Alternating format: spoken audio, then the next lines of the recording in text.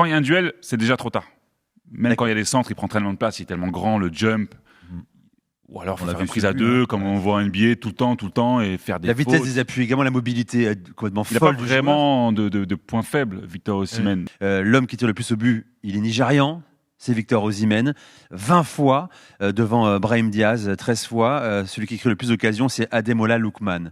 Donc on a les détonateurs de la CAN. Je me suis trompé sur le nombre de tirs des Nigérians. C'est 20 tirs pour Osimhen. Combien ? 84. 84. Non. 84 et 20 tirs pour Osimhen. On a les détonateurs qui sont nigérians clairement dans cette compétition. En plus, tu l'as dit, Julien, il y a une répartition des buts également et des passeurs décisifs, ce qui raconte la richesse de cet effectif aussi, les solutions sur le banc, la profondeur également.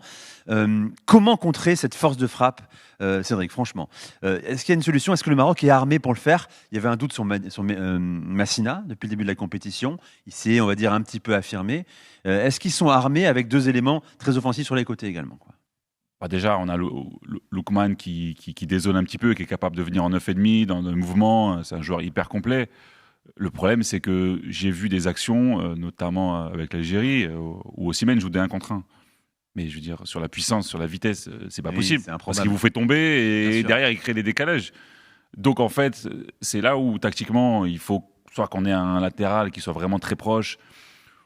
Il va pas partir sur une défense à 5, Regragui, mais je veux dire, à un moment donné, il faut de l'aide parce que Osimhen, partout où il passe, il fait des dégâts. Donc quand il est dans ces dispositions, c'est très compliqué. La relation, alors Didi n'est pas là. Quand tu défends sur Osimhen, je demande à toi, ancien défenseur central. Après, je demanderai à Robert, son regard d'attaquant.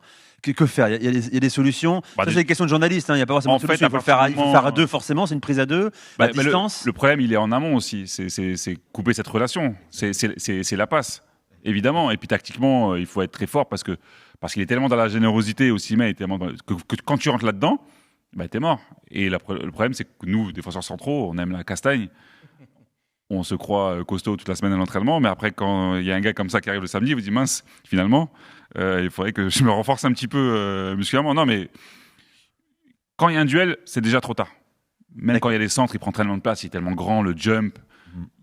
Ou alors, il faut faire une prise à deux, comme on voit en NBA tout le temps, et faire des fautes. La vitesse fautes. des appuis, également la mobilité complètement folle. Il n'a pas vraiment de points faibles, Victor Osimhen. Donc, pour appuyer ce que disait Cédric avant de laisser la parole à Robert, ce qu'il a dit de plus important, c'est couper la relation. Osimhen, c'est pas quelqu'un qui va décrocher, demander le ballon entre les lignes. Donc, si tu coupes l'approvisionnement, il va rester sans ballon et c'est ça qu'il faut espérer. Voilà.